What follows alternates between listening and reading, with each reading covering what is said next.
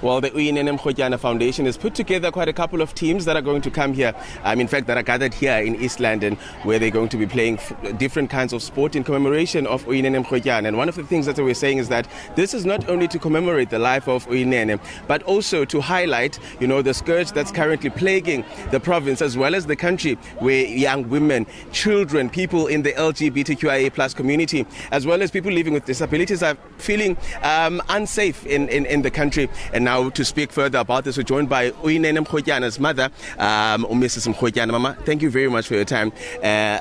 If you were to reflect for the organization, how far have you gone in terms of, making sure that your plight is heard in the country? Thank you very much, Buti. As a foundation, we feel that we have been heard. I think more than anything else, the involvement of young people in the foundation, we are hopeful that in the near future we will reach our goal of having a South Africa that is free of gender-based violence.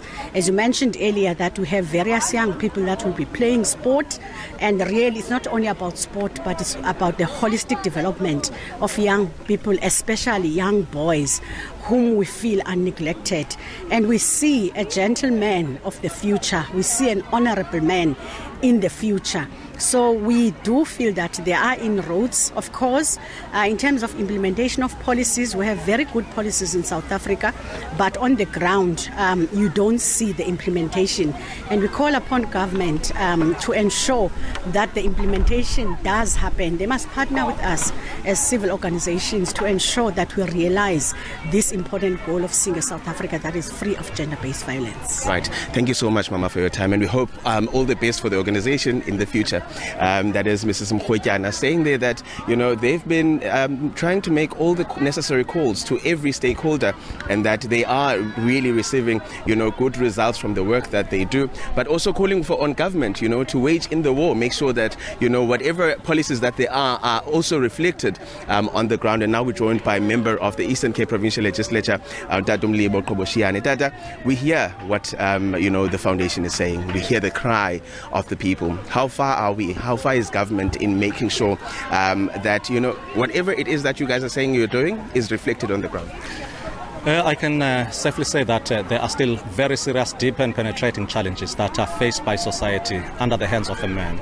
And I believe the foundation has triggered a sense of reawakening awareness, and a very rude one, very crude, such that everybody must feel that society cannot live and exist side by side with violence against women. And I think the discussion and conversation between men, young men, the whole issue of patriarchal notions of building a man or a boy may have a practical expression on the power relations and gender relations. And I believe this must seek to talk to government, not only to be sensitive, but to be empathetic to the victims as well. A victim-centered solution is important. Our police stations must have a GBV kind of a desk where there are trained personnel to understand and also have sensitivities when these things are reported. I know the power of a person behind the counter, the one that is supposed to give services. And I think this is time that the state must change. We need safety and security. We need women that are also free from the bondages of being insecure in the houses, in the bedrooms, in society, in streets of this country. And I believe this foundation and other sister foundations are going to deliver that through the mindset. Yeah. And I also know that, in fact, we've noticed here, there's quite a lot of young boys.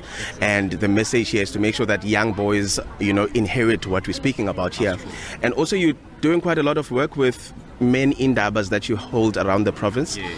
How big is the work? How much work needs to be put in order for us to attain the South Africa that we want eventually? I think we need to exhaust the conversation. Young people in Fort Hare this week indicated to me that there are a lot of challenges. Some are just dying in silence.